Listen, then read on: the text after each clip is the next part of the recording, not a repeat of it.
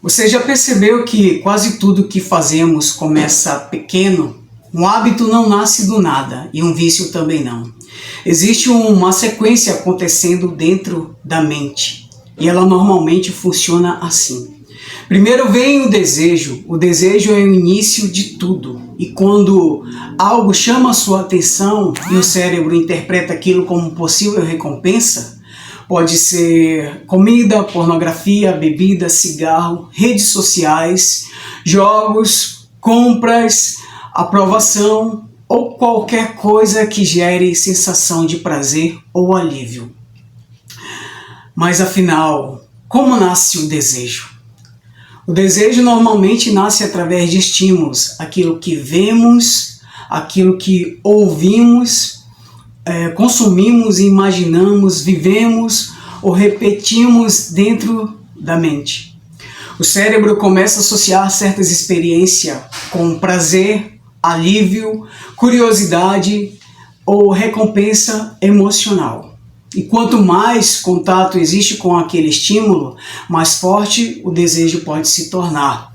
Por isso, o ambiente influencia, as companhias influenciam, o conteúdo influencia, as emoções influenciam, porque muitas vezes o desejo não aparece do nada. Ela vem sendo alimentado aos poucos, primeiro pela atenção, depois pelo pensamento, depois pela repetição mental e só depois pela ação. É interessante perceber que quanto mais uma pessoa alimenta algo dentro da mente, mais aquilo ganha força. Depois do desejo entra a dopamina, e aqui muita gente entende errado. A dopamina não é exatamente o prazer, ela é o que faz você querer buscar aquilo de novo. É a antecipação da recompensa. É o cérebro dizendo, isso parece bom, repete. E quanto mais você repete, mais o cérebro fortalece aquele caminho. E aí nasce o hábito. O hábito é uma ação repetida tantas vezes que começa a funcionar quase no automático. E é aqui que tudo pode tomar dois caminhos, positivo ou negativo. Porque o cérebro aprende os dois. Se a pessoa repete leitura, treino, estudo, disciplina, organização, aprende algo novo, isso também vira hábito. E com o tempo, o hábito constrói identidade. A pessoa deixa de apenas fazer algo, ela começa a se tornar aquilo. Mas o problema aparece quando o hábito é alimentado apenas por recompensas rápidas e constantes, porque aí ele pode evoluir para perda de controle e depois para o vício.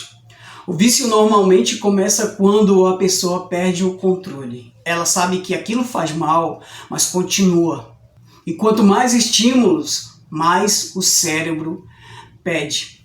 Por isso, algumas pessoas entram em ciclos difíceis, como álcool, cigarro, pornografia, comida em excesso, apostas, redes sociais ou até excesso de trabalho.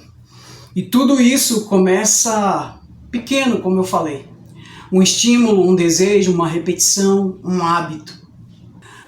O livro, como Dopamina, a molécula do desejo, explica muito sobre isso. O cérebro humano está constantemente procurando recompensa, o próximo estímulo, o próximo prazer, a próxima sensação. Já o livro Microhábitos mostra o outro lado. Pequenas ações repetidas também podem transformar uma vida para melhor, porque o cérebro aprende pela repetição, e isso é poderoso.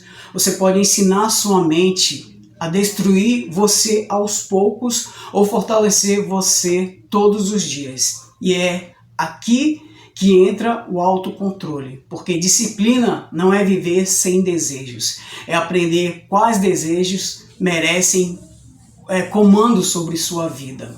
O livro Quebrando o Hábito de Ser Você Mesmo fala muito sobre isso. Se você repete os mesmos pensamentos, as mesmas emoções e os mesmos comportamentos, você fortalece os mesmos padrões, ou seja, o cérebro aprende aquilo que você pratica repetidamente. E a própria Bíblia Sagrada já alertava sobre isso há muito tempo. Em 1 Coríntios 15:33 está escrito: as más companhias corrompem os bons costumes, mas antes da influência vir de fora, ela começa de dentro. Porque primeiro nasce o desejo, depois a atenção, depois a repetição. Por isso o ambiente importa, as companhias importam, o que você consome importa. Porque tudo aquilo que alimenta a mente também fortalece desejos. Em Salmos 1:1 está escrito: bem-aventurado o homem que não anda segundo o conselho dos ímpios. Ou seja, aquilo que você escuta constantemente também influencia quem você está se tornando. Porque tudo começa pequeno, lembra disso. Mas dependendo da direção, isso pode virar construção ou destruição. E talvez o mais perigoso dos hábitos seja aquele que parece inofensivo no começo. Porque ninguém percebe uma prisão enquanto ainda acredita que está no controle. E por isso que pequenas escolhas importam tanto. Porque elas não moldam apenas comportamento, moldam identidade, moldam caráter, moldam destino. E talvez uma das maiores batalhas da vida seja proteger a própria mente. Porque aquilo que você alimenta repetidamente cresce. Então fica essa reflexão. Você está treinando sua mente para evoluir ou apenas acostumando ela a buscar prazer imediato? Fica essa pergunta para você. Porque a direção das pequenas escolhas de hoje pode definir a realidade que você vai viver amanhã. Valeu!